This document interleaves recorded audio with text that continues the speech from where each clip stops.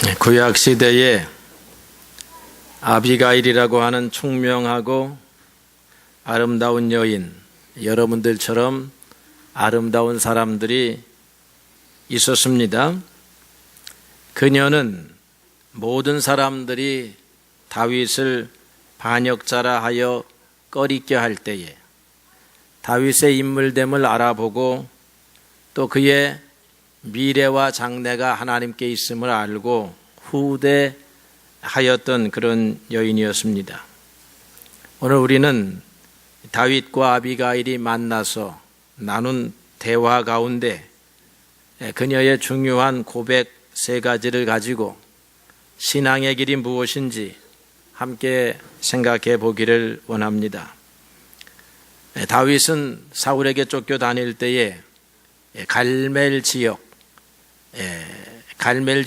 이스라엘의 두 지역이 있는데 여기서 말하는 갈멜 지역, 마온과 가까운 지역은 이스라엘 남부 지역에 있습니다. 그곳에서 타향살이 하면서 배고픈 시절을 겪게 됩니다.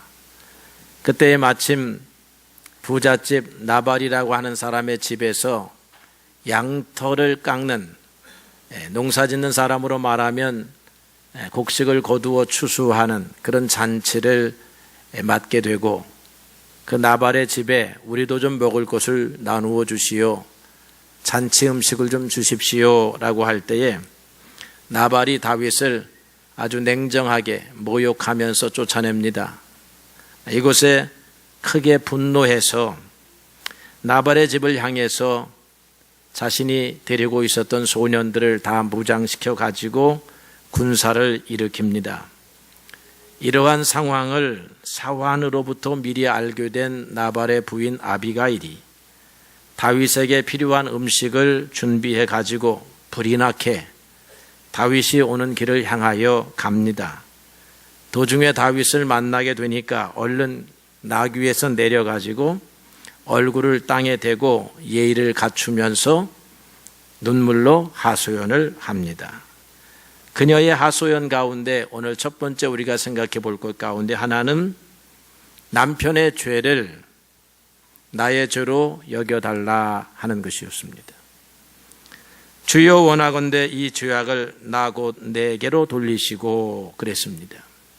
오늘 우리가 읽은 성경의 말씀 가운데 이 여인이 다윗을 향하여 주여 그렇게 고백을 합니다. 여기서 말하는 주여는 우리가 예수님을 칭호할 때의 주여가 아니고 높은 사람을 높여 부를 때의 높임말입니다. 그래서 단어는 똑같은데 내용은 달라요. 어른에게, 윗사람에게 부른 말, 통상적인 호칭이 주여 그랬습니다. 주인에게 하는 말이다 이 말이죠. 그래서 이 남편의 죄를 내가 대신 벌을 받을 일이 있으면 벌을 받겠다 그렇게 말한 것입니다. 그녀의 지혜로운 말이요 다윗의 분노를 진정시킵니다. 여러분, 이런 지혜로운 말들은 분노로 가득한 상대방을 진정시키는 묘약이 되는 거지요. 그러면서 우리가 배울 수 있는 것은 신앙이란 뭐냐? 우리가 걸어가야 할 길이 세상의 길이 아니요 신앙의 길인데, 신앙의 길은 이렇게 다른 사람의 짐을 대신 짊어지려고 하는 것이 신앙의 길이다라고 하는 거지요. 저는 별로 잘 아픈 사람은 아닌데 가끔 몸살 감기로 인해서 누워있을 때가 있습니다.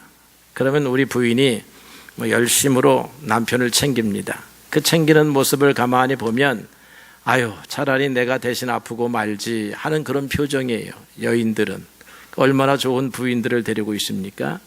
그런데 상황이 바뀌어서 거꾸로 우리 부인이 끙끙 앓아 누워있으면 아니 왜 앓고 그래?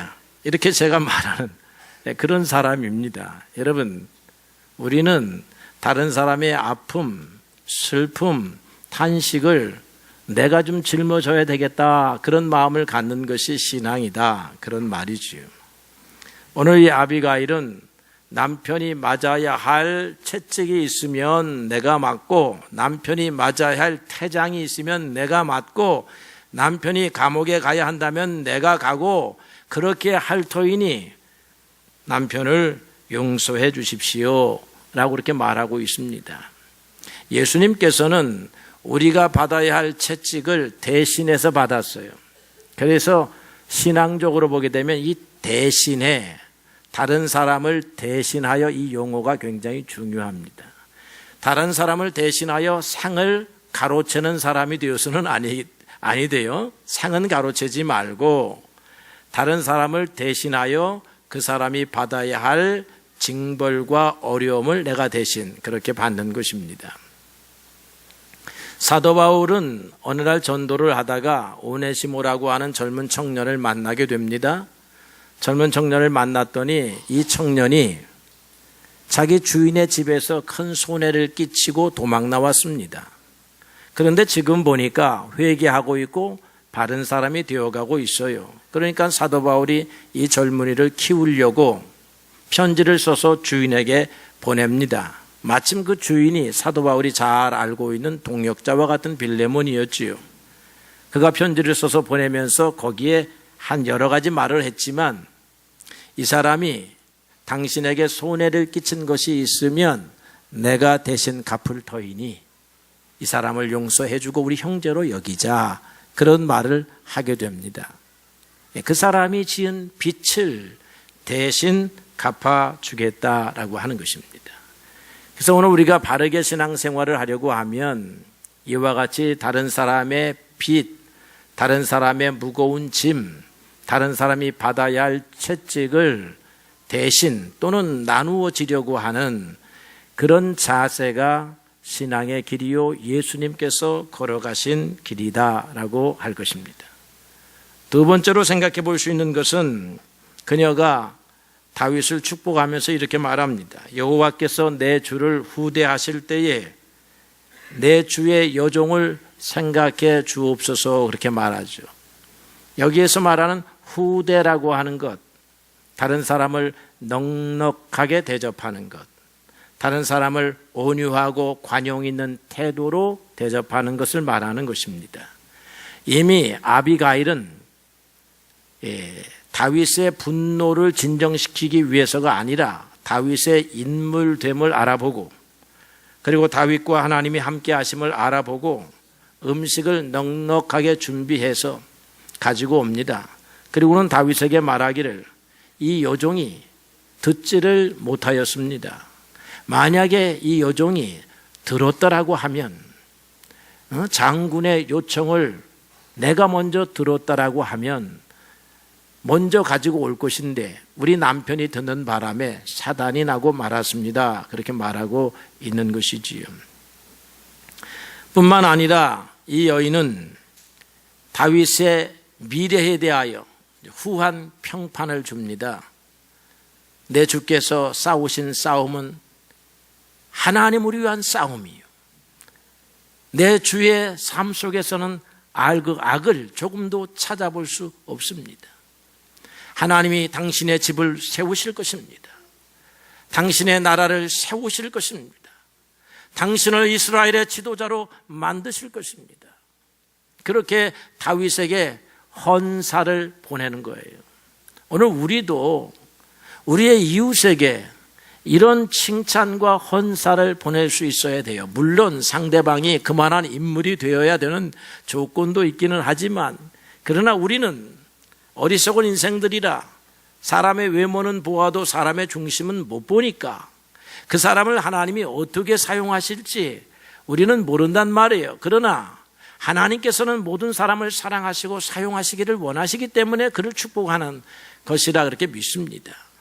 그 당시 세상 모든 사람들은 다윗은 이제 힘을 펼 수가 없고 죽은 목숨에 지나지 않는다, 그렇게 생각을 했지요. 왜냐하면 임금의 미움을 받아서 그냥 역적이라고 곳곳 마을에 방이 붙고 용모가 붙었으니 다윗의 인생이라고 하는 것은 끝이 난 것과 같은데, 그런데 이 여인에게는 하나님이 주시는 지혜가 있고 영안이 있어서 다윗과 함께 하시는 하나님을 볼 수가 있었다는 것입니다. 그리하고 나중에 이렇게 왕이 되어서 당신을 후대하실 때에 이 요 정도 당신의 백성으로 후대해 달라라고 그렇게 요청하고 있는 것입니다.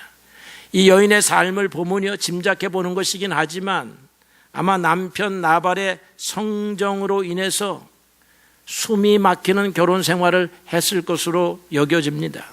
인격적으로 정서적으로 한 번도 제대로 된 사람 대접을 받아보지 못했던 여인이 아니었을까 생각해요. 그의 부모들이 이렇게 그냥 지명해서 결혼을 하기 때문에 가난한 집에서 야, 저 집은 부잣집 아니냐, 가면 먹고 사는 것은 걱정이 없을 것이다, 그러니 그냥 시집을 가라, 눈 딱 감고 가라, 네가 시집을 가면 우리 집도 평안하다, 우리 집도 먹을 것이 생긴다 해갖고 결혼한 것이 아닌가 할 정도로 어울리는 부부가 아니에요. 어떻게 맞춰도 이렇게 맞췄을까 생각된다 이 말이죠. 아버지 어머니의 눈이 뒤집혀져 가지고 맞춘 것이라 생각이 됩니다. 그래서 남편한테 후대 한번 받아보지 못했지만, 그러나 이 여인은 종들에게 인정받는 여주인의 역할을 합니다. 종들을 후대하지요. 종들을 세세히 살핍니다. 그래서 이 나발의 하인들이 나발에게는 무서워서 말을 못하지만 이 여주인인 아비가일에게는 가서 상세하게 보고하고 이를 알려주고 그런다 이 말이죠. 이 여인은 비록 남편에게는 후대받지 못했지만 하인들을 후대하고, 그리고 하나님의 후대하심을 알고 있었고, 하나님이 다윗의 현재 형편에도 불구하고 하나님이 후대하셔서 당신의 길을 여실 것이다, 그런 믿음을 가졌다 이 말이에요. 그래서 가만히 생각을 해보니까 후대해본 사람이 하나님의 후대하심을 알 수 있는 거지, 인색한 사람은 절대로 하나님의 후대하심을 알 방법이 없다라고 하는 것입니다. 오늘날 수많은 사람들이 인색할 뿐만 아니라 다른 사람의 호주머니에서 주머니에서 자기의 물건 꺼내듯이 꺼내는 사람들은 절대로 하나님의 사랑과 하나님의 후대하심을 알 방법이 없다 이 말이에요. 자기의 호주머니에서 내어가지고 다른 사람을 나누어 주는 사람들이 하나님의 후대하심을 알 수가 있다, 그렇게 여겨집니다. 우리나라의 유명한 학자요 정치가였던 다산 정약용 선생이 있습니다. 이 다산 정약용 선생이 40대 초반에 모함을 받아가지고 귀향을 갑니다. 저 전라도 강진 쪽으로 귀향을 가서 18년 정도 귀향 생활을 해요. 한때는 정조 임금 총애를 받아가지고 그 권세가 대단했지요. 그래서 수많은 사람들이 와서 엎드려 무릎 꿇어 섬겼습니다. 그런데 귀향을 가고 나니까 그 집을 쳐다보는 사람이 없지요. 왜냐하면 망한 집안이다 이 말이죠. 그러니까 그 아들들이 있었어요. 장성한 아들들이, 18, 19세 되는 아들들이 아버지에게 편지를 씁니다. 아버지, 세상 인심이 어찌 이럴 수가 있습니까? 우리 집을 돌아보는 사람이 하나도 없어요. 일가 친척도 없습니다. 아버지 있을 때는 와가지고 온갖 도움을 받았던 사람들이 그림자도 보이지 않습니다. 이렇게 편지를 써서 보냅니다. 그러니까 이 다산 정약용 선생이 너희들이 하는 말투가 하늘을 원망하고 사람을 미워하는 말투이니 참으로 큰 병이다, 그렇게 말을 합니다. 이해를 안 해줘요. 너희들은 어떻게 생각해야 되냐면 그 사람이 돕고 싶은데도 도울 수 없는 형편에 있거나 처지가 그 모양이다 이렇게 생각하고 용서하고 그 사람들을 이해하고 살아야 된다, 그렇게 가르친다 이 말이죠. 대단한 거지요. 후대받으려고 하는 거, 다른 사람에게 후대받고자 하는 거 좋은 거 아니다, 다른 사람에게 주려고 해라 이 말이죠. 여러분, 우리의 병통이 무엇이냐면 다른 사람의 사랑을 받기는 원하는데 나는 다른 사람에게 사랑해 주지 않는 거예요. 여러분, 사랑을 해보십시오. 그러면 다른 사람도 우리를 사랑하게 됩니다.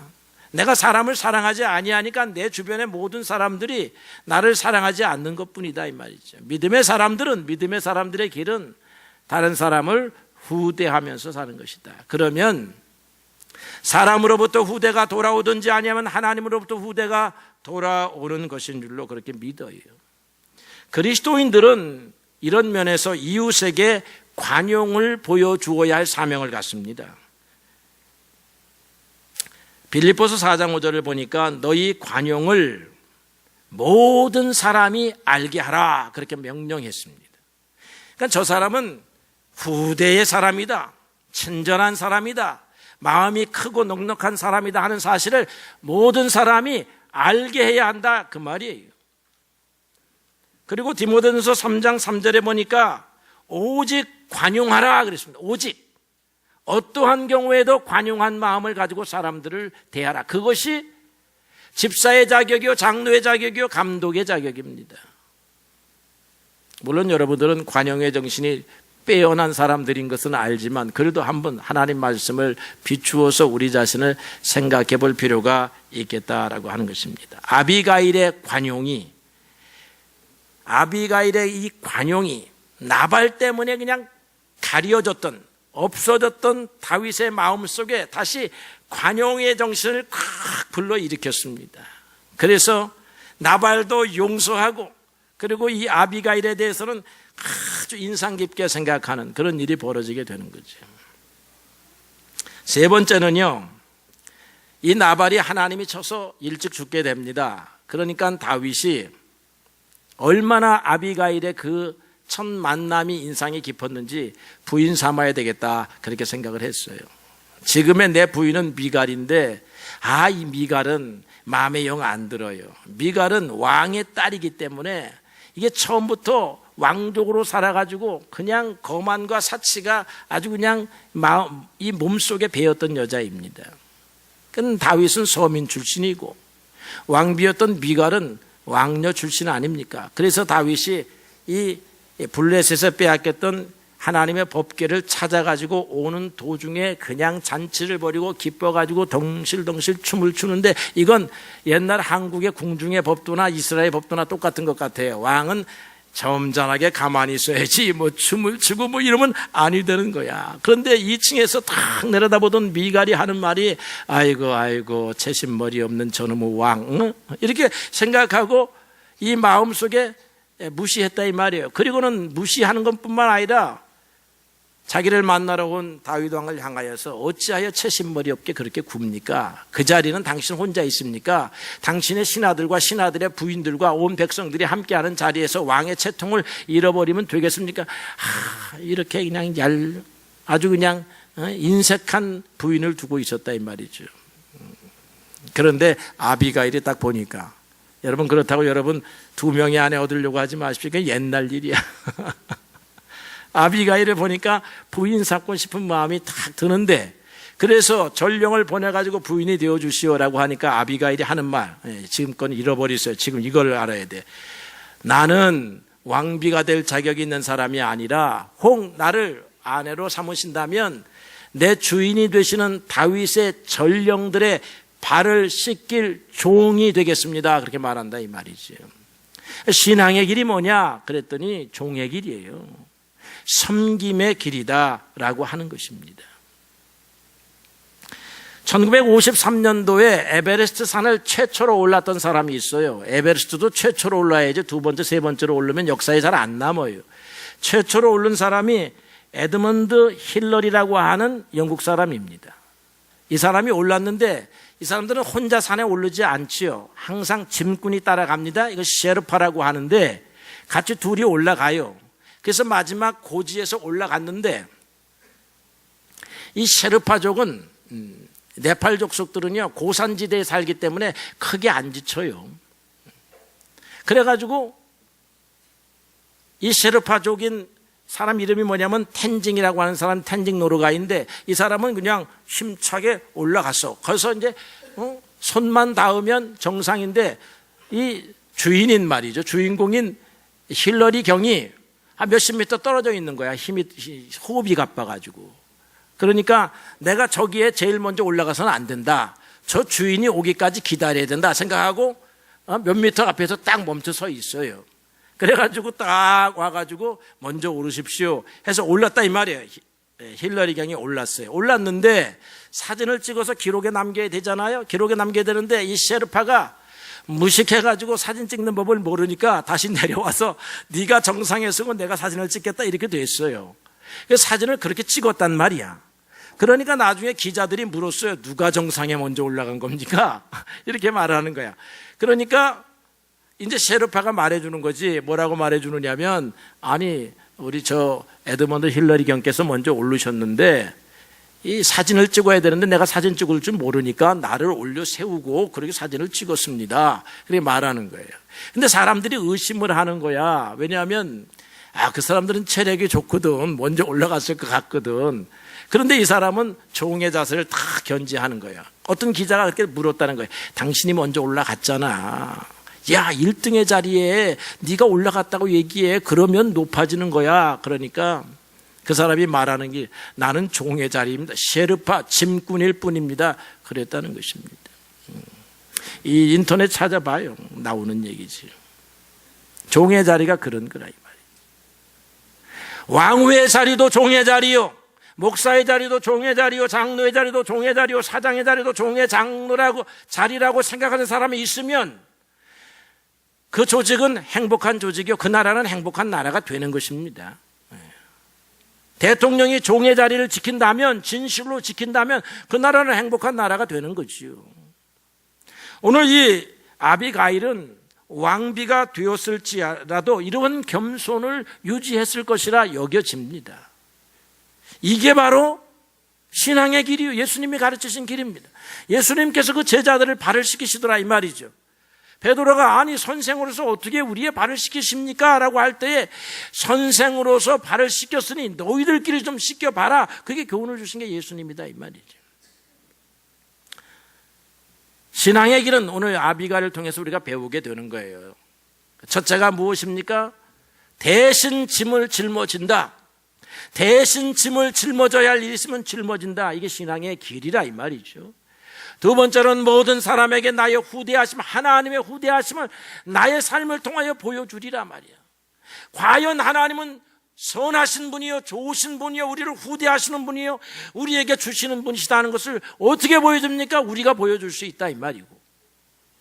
그러려고 하니까 믿음의 사람들은 자기를 높이는 사람이 아니라 겸손하게 밑에 내려가서 다른 사람이 일이 되어가지고 갈 수 있도록 그렇게 하는 사람들이 믿음의 사람들이로구나 하는 것을 보여주는 것이다. 이게 신앙의 길이요.